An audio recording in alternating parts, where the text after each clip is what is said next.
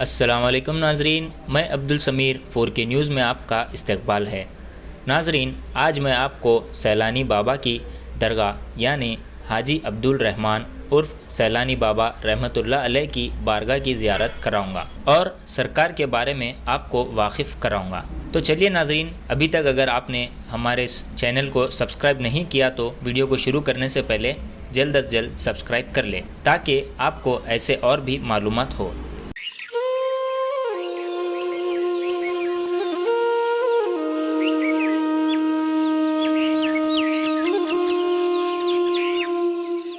ریاست مہاراشٹرا میں ایک ضلع ہے جسے بلدھانا نام سے جانا جاتا ہے۔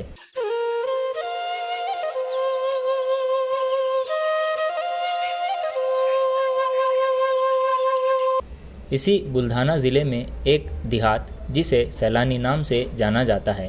اسی دیہات میں حضرت حاجی عبدالرحمن عرف سیلانی بابا رحمۃ اللہ علیہ کا مزار پاک ہے۔ سیلانی گاؤں گھنے جنگل اور پہاڑیوں میں بسا ہوا ہے۔ چاروں طرف سے پہاڑیوں کے بیچ بسے ہوئے اس گاؤں کا نام حضرت سیلانی رحمۃ اللہ علیہ کے نام سے ہی سیلانی گاؤں پڑا ہے۔ اسی چھوٹے سے گاؤں میں دیش کے چاروں دشاؤں سے آنے والے زائرین کا ہجوم لگا رہتا ہے۔ حیدرآباد اور نظام آباد سے آنے والے لوگوں کے لیے جالنا تک ریلوے کی سویدھائیں ہیں۔ جالنا سے 80 کلومیٹر دور بلدھانا سیلانی کے لیے گاڑیوں کی بھی سویدھائیں ہیں۔ آپ کو حیدرآباد کے سکندرآباد ریلوے اسٹیشن سے آنا ہوگا۔ جالنا سے سکندرآباد 450 کلومیٹر کی دوری ہے جس میں آپ کو 9 گھنٹے کا راستہ لگتا ہے۔ اس کے بعد آپ جالنا پر پہنچنے کے بعد جالنا اسٹیشن کے باہر کھانے کے لیے ہوٹل بھی موجود ہے۔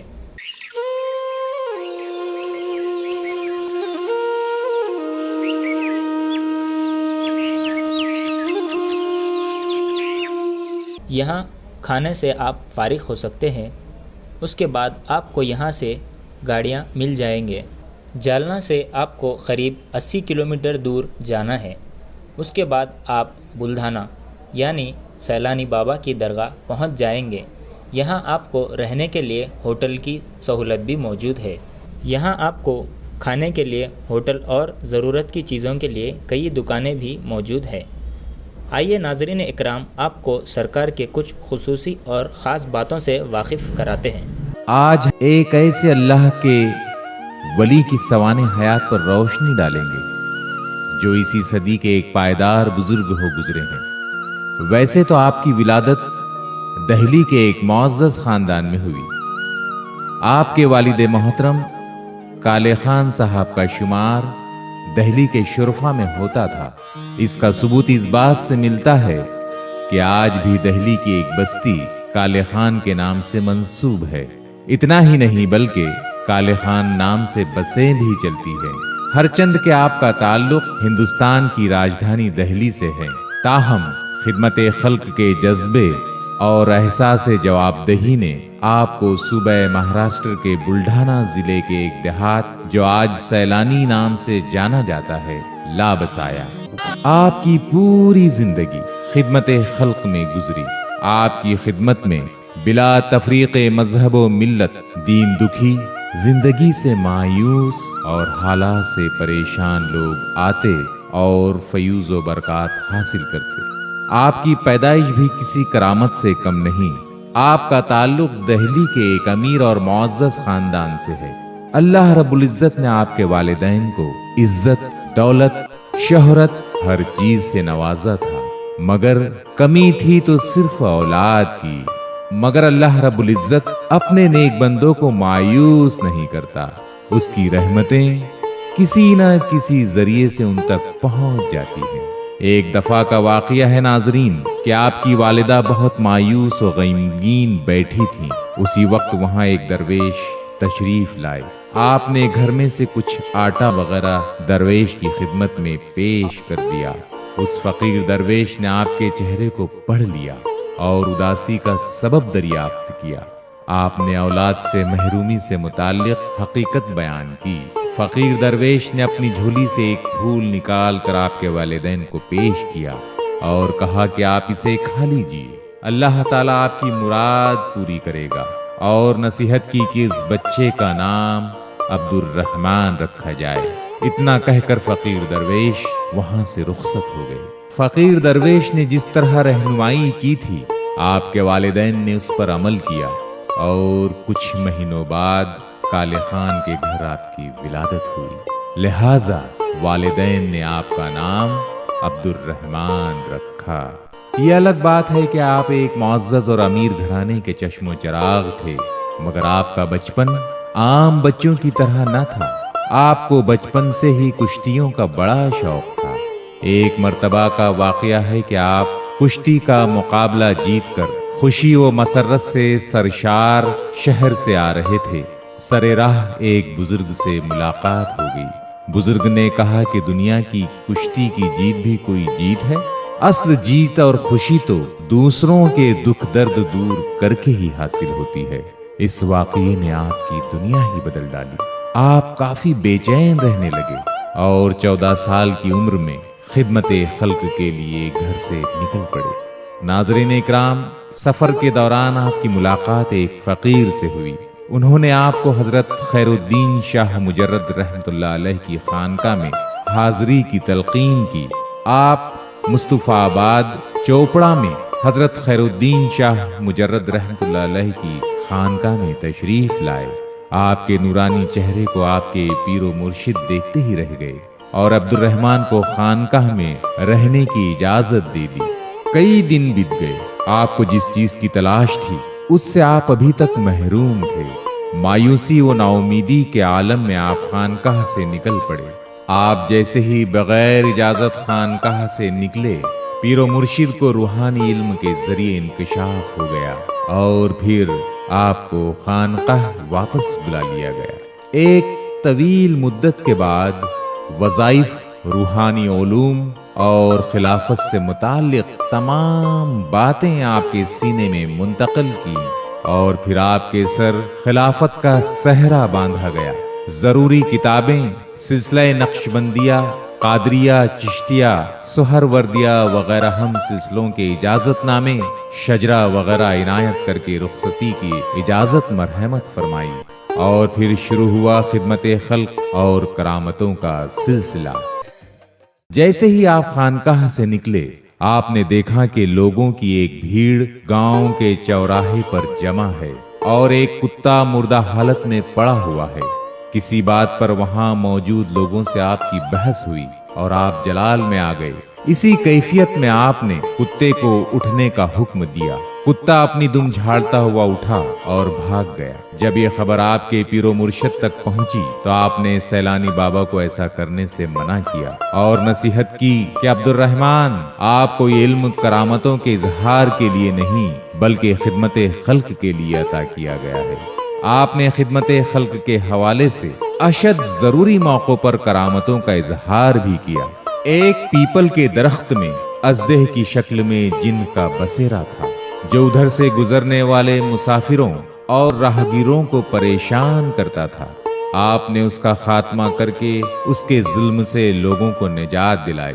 بیک وقت الگ الگ مقام پر آپ کی موجودگی، خونخوار جنگل میں شیروں کو اپنے ہاتھوں سے چائے پلانا، ایسی کئی کرامتیں آپ کی ذات سے منسوب ہے۔ رفتہ رفتہ ان کرامتوں کا شہرہ دور دور تک ہونے لگا۔ متعصبانہ ذہن رکھنے والوں نے آپ کی طرح طرح سے آزمائش لی، مگر آپ نے راہ حق نہ چھوڑی۔ تمام عمر دین کی دعوت کو عام کیا۔ اللہ اور اس کے رسول حضرت محمد صلی اللہ علیہ وسلم کے بتائے ہوئے راستے پر چلتے رہے اور دوسروں کو بھی تلقین کرتے رہے۔ خدمت خلق میں سفر کرتے کرتے آپ علاقے برار کے ضلع بلڈھانہ میں پیپل گاؤں سرائی میں تشریف لائے۔ یہاں آپ کی ملاقات دادا حسین نامی ایک شخص سے ہوئی۔ دادا حسین نے اپنے گھر چلنے کی درخواست کی اور والہانہ استقبال کیا۔ گھر پہنچتے ہی سیلانی بابا نے دادا حسین سے کہا کہ ہمارا سندل اسی گھر سے نکلے گا۔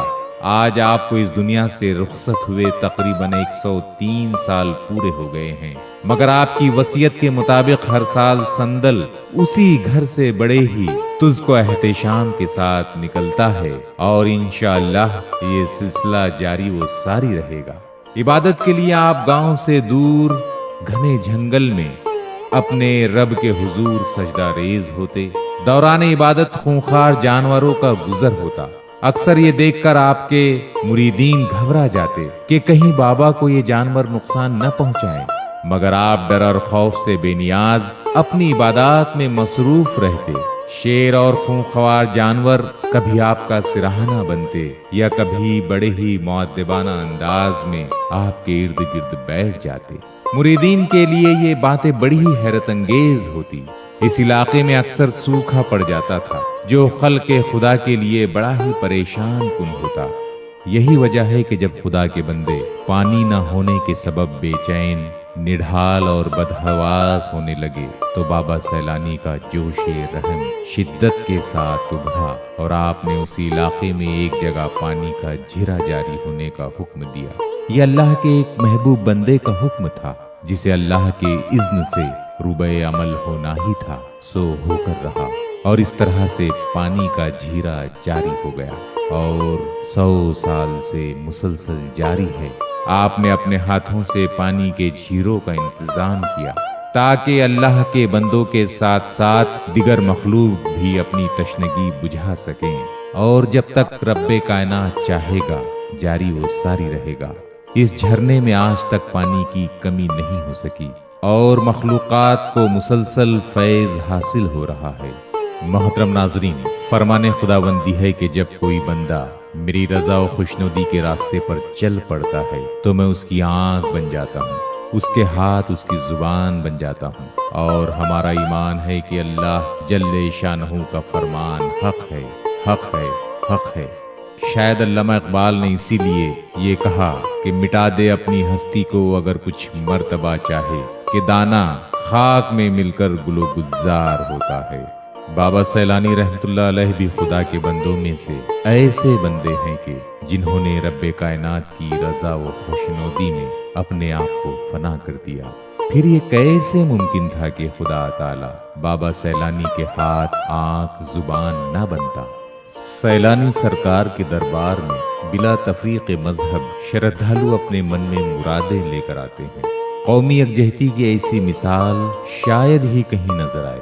یہاں پر جلائی جانے والی ہولی بے مثال ہے، اور شردھالوؤں کا یہ عقیدہ ہے کہ اس ہولی کی آگ میں جادو ٹونے اور سحر کے اثرات جل جاتے ہیں۔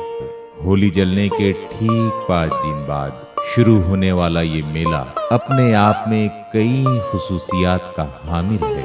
اتنا ہی نہیں، پورے ملک میں اس ہولی کے تہوار سے ایک پیغام یہ بھی جاتا ہے کہ ایک ایسا مقام جو مسلمانوں کے لیے قابل احترام ہے، وہاں اور دیگر ذاتوں وغیرہ کے تمام آصف زدہ جادو ٹونے سے بیمار پڑنے والے لوگوں کا ہولی جیسی آگ کے ذریعے شفا پانا ایک ایسا مبارک اتفاق ہے کہ جس کے ذریعے ہندو مسلم اتفاق جیسا ماحول خداداد طریقے سے بن جاتا ہے۔ اللہ تعالیٰ اپنے برگزیدہ بندوں کے ذریعے یہ بتانا چاہتا ہے کہ اے لوگو، دیکھو میرے نزدیک میرے محبوب بندوں کا کیا درجہ ہے۔ ناظرین اکرام، اندازہ کریں کہ جب اللہ کے ولی کا یہ مقام ہے تو انبیاء کا کیا مقام ہوگا، اور انبیاء کا یہ مقام ہے تو رسول اعظم صلی اللہ علیہ وسلم کا مقام و مرتبہ کیا ہوگا۔ اور اللہ وہ تو تمام عالم کا رب ہے ہی۔ روحانی علاج کے حوالے سے آپ کا دور دور تک شہرہ ہے۔ بھوت پریت، پر اسرار بیماریاں، جادو ٹونا وغیرہ جیسے مریضوں کا یہاں مکمل علاج ہوتا ہے۔ 20 دن یا 40 دن سحر زدہ مریضوں کو زنجیروں میں باندھ کر رکھا جاتا ہے اور معتقدین یہاں سے فیض پا کر جاتے ہیں۔ ناظرین اکرام، حضرت بابا سیلانی کا تعلق چونکہ اسی صدی سے ہے اور اس زمانے میں جدید تکنیک کا ظہور ہو چکا تھا، آج ہم دیکھتے ہیں کہ ہمارے نہ چاہتے ہوئے بھی چاہنے والے کہیں نہ کہیں سے ہمیں کیمرے میں قید کر لیتے ہیں۔ اور پھر بابا سیلانی ایک رحم دل اللہ کے ولی تھے، درگزر سے کام لیتے تھے۔ شاید اسی لیے آپ انکار نہ کر سکے اور آپ کے کسی چاہنے والے نے آپ کی تصویر کو کیمرے میں قید کر لیا۔ آج ہمیں جا بجا سیلانی بابا کی جو تصویر دیکھنے کو ملتی ہے وہ حقیقی تصویر ہے، نہ کہ خیالی۔ یہ الگ بات کہ اسے جدید ٹیکنالوجی کا استعمال کر کے مکسنگ کے ذریعے مزید نکھارا گیا ہے۔